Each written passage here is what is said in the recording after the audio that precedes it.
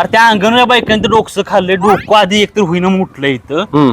सकाळ जाऊन 2 वेळा बायका आली त्या घरात. बिचाऱ्या बायका त्या घरात माहिती घ्यायला येतात. काय केलं त्यांनी? अरे बायका आल्यात पण हा. का तुमच्या घरात एखादं लहानसं बाळ आहे का? सकाळी सांगितलं परत काम आहे दुपारी त्यांचं. तुमच्या घरात एखादं लहानसं बाळ. काम आहे. अरे हे तर लगेच होईना झाले, पोरं कुठं आणू आता सांग मला आता.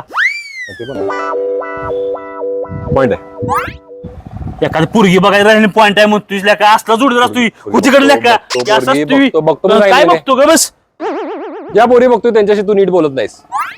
इकडे ज्या पोरी बघतोय त्यांच्याशी तू नीट बोलत नाहीस. काय पण उगीच काहीतरी लांबड लावत बसतो. माझी ही मैत्रीण होती, ती मैत्रीण नाही त्या मला अशा करते होती. एक्स तसलं काय नाही सांगत मी आता. एक्स बीस कशाला सांगायला देखील कसं ओळखून घ्यायचं. त्या अशा बोलते इंग्लिश मध्ये काय काय बोलते तर कळत नाही. त्यांना पुण्या मुंबईची स्थळं पाहिजेत. तू थोडे दिवस जाऊन पुण्यात नोकरी कर 1 महिनाभर आणि मग तुला स्थळ मी दाखवतो. कारण आता सगळ्या पोरींना पुण्या मुंबईची स्थळं पाहिजे.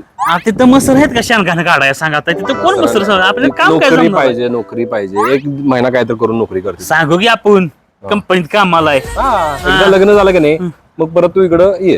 काव अँड मस कंपनी म्हणून आपण इथं मिल्क कंपनी म्हणून सांगू. धारा काढाय कंपनी आपण तिथं मग सांगू सांगायचं. हा कंपनीत कामाला ती तेवढं बक्की होतंय का तुझी ती मैत्रीण होती बक्की बिना लग्नाची म्हणलं होतं ते झालं. सांग की. झालं ते. नाही लका झाली खोटं बोलू नकोस आता.